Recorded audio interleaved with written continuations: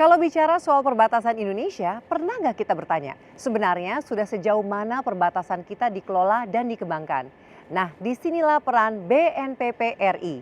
Sebagai badan yang mengelola kawasan perbatasan negara, BNPP saat ini mengelola 15 PLBN terpadu yang tersebar dari barat sampai timur Indonesia. Selain itu, BNPP juga terus berkomitmen untuk memberikan pelayanan lintas batas orang dan barang melalui percepatan pembangunan PLBN baru. PLBN bukan sekadar tempat keluar masuk orang dan barang antar negara, lebih dari itu.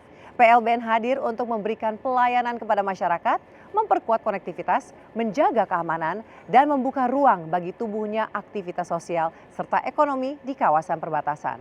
BNPP juga terus mendukung program prioritas Presiden, mulai dari perbaikan rumah tidak layak huni, makam bergizi gratis di sejumlah lokasi PLBN, hingga kampung nelayan merah putih di kawasan perbatasan.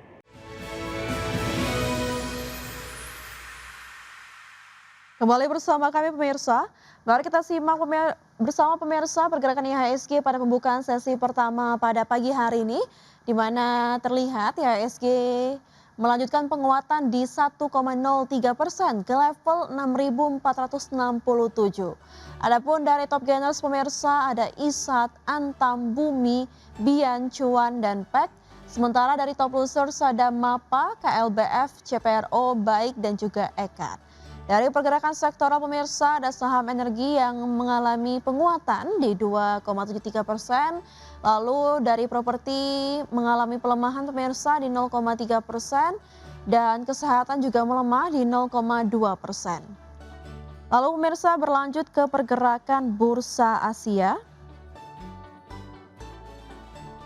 di mana dapat terlihat di layar kaca Anda pemirsa bursa Asia Nikkei 225 mengalami pelemahan di 0,38%, STI melemah di 1,01%, Kospi menguat di 2,74% dan Hang Seng menguat di 1,34%.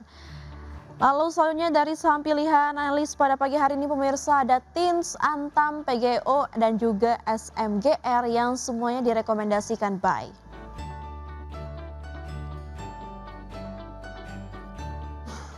Pemirsa kembali bersama Pak Sani. Pak Sani, kalau kita berbicara soal asumsi makro RAPBN 2027 yang disampaikan pemerintah pada Jumat lalu, di mana pemerintah mematok pertumbuhan ekonomi di angka 6%.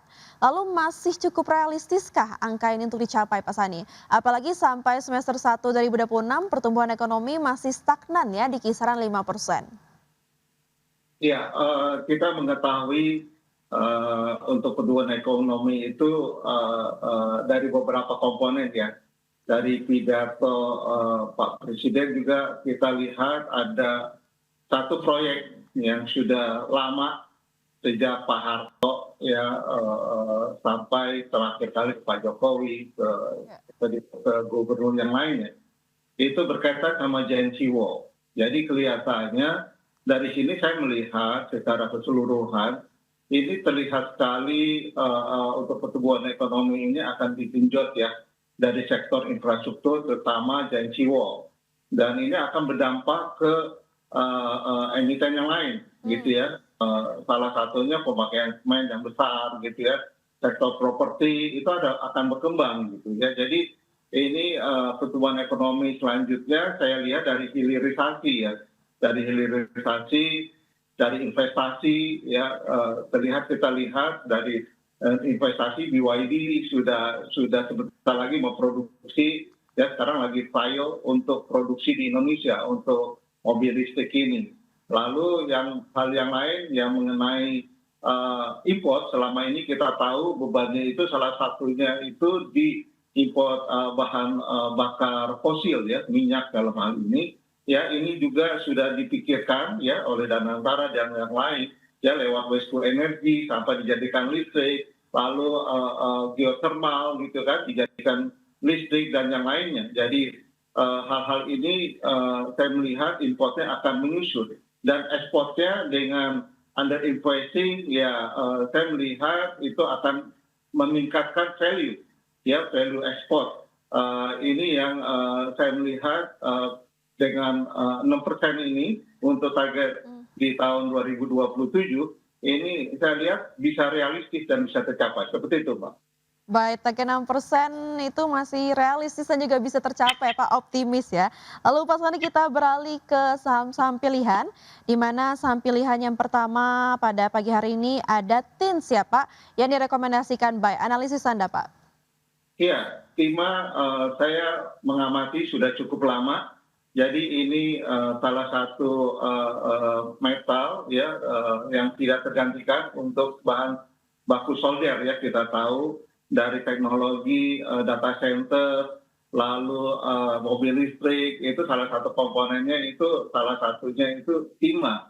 Dan pemerintah juga sudah menutup ya beberapa apa namanya illegal mining ya, jadi tempat-tempat yang penambangan liar itu melihat PT Timah diuntungkan apalagi dengan adanya smelter yang diberikan oleh pemerintah hasil penutupan pabrik timah di illegal mining ya, itu diberikan ke Timah. Itu untuk produksinya menurut saya itu akan meningkat. Itu untuk ulasan di timahnya, Mbak. Lalu untuk term investasi untuk TINS Pak, di jangka pendek, menengah atau panjang? Iya, saya melihat ini bisa balik lagi ke 4 ribuan ya, bahkan ke 5 ribuan. Jadi ini prospeknya di tahun depan sih menurut saya ini salah satu sektor yang seksi ya, yang istilahnya akan diburu oleh banyak investor karena memang kita tahu bahwa timah ini tidak tergantikan seperti yang tadi saya sampaikan untuk bahan untuk elektronik lah, untuk hal-hal yang berhubungan sama elektronik. Seperti itu, Mbak.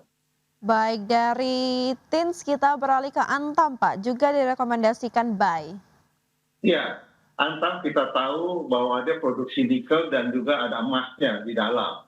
Ya, kita tahu bahwa kebutuhan apa namanya industri mobil ya itu apalagi kita lihat emas yang bertengger di harga 4 ribuan sekarang per troy ounce ya, gagal per troy ounce.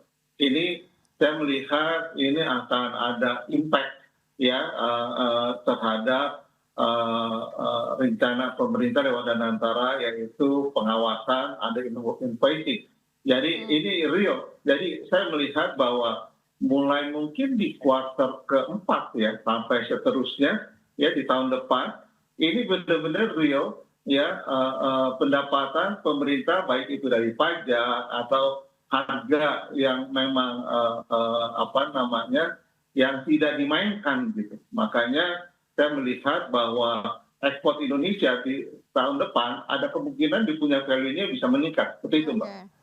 Baik, dari Antam kita ke BUMN lainnya ya Pak, ada dari PGO yang support di 1050 dan juga resisten di 1200 direkomendasikan buy. Silakan Pak Sani. Iya, memang semua saham itu saya rekomendasi bisa turun. Jadi saya itu ada metode untuk investor yang retail terutama, ya jangan beli saham di saat naik, jual di saat turun, itu rugi namanya. Jadi kalau kita mau mendapatkan keuntungan, itu belilah di saat turun, ya di saat naik. Nah itu baru kita dapat duit gitu. Jadi jangan terbalik.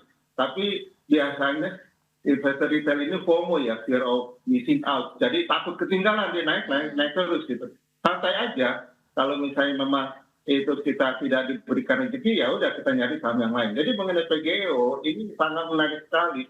PLN ini ya bersama dengan Pertamina ini akan menggantikan listrik gitu ya. Jadi apa namanya akan sangat penting sekali untuk data center karena ini thermal ini tidak habis-habisnya gitu.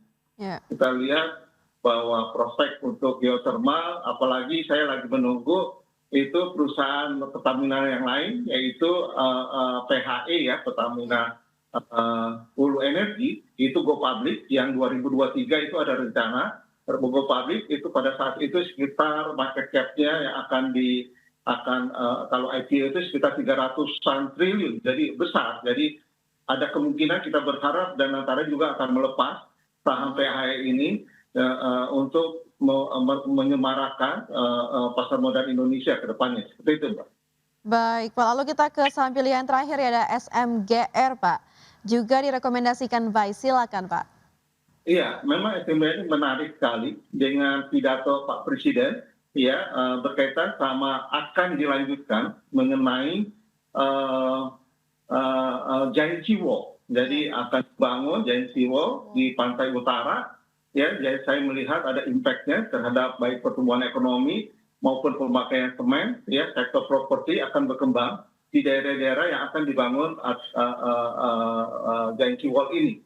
Jadi semen Gresik merupakan salah satu yang saya rekomendasikan dan bolehlah sampai tahun depan dan pada saat memang sudah dapat keuntungan, ya terserah para investor mau ambil dulu apa tidak. Tapi saham-saham yang saya rekomendasi ini memiliki prospek ke depannya dan juga berhubungan dengan pidato Pak Presiden. Seperti itu, Pak. Baik, itu dia tadi pemirsa 4 saham pilihan pada pagi hari ini datang dari Tins, Antam, PGO dan juga SMGR. Semoga saham-saham pilihan dan juga analisis dari Anda dapat menjadi referensi bagi pemirsa di rumah. Namun sekali lagi keputusan investasi tetap berada di tangan pemirsa IDEX Channel. Terima kasih banyak Pak Sani Gunawan atas waktunya pada pagi hari ini. Sehat selalu Pak, sampai jumpa.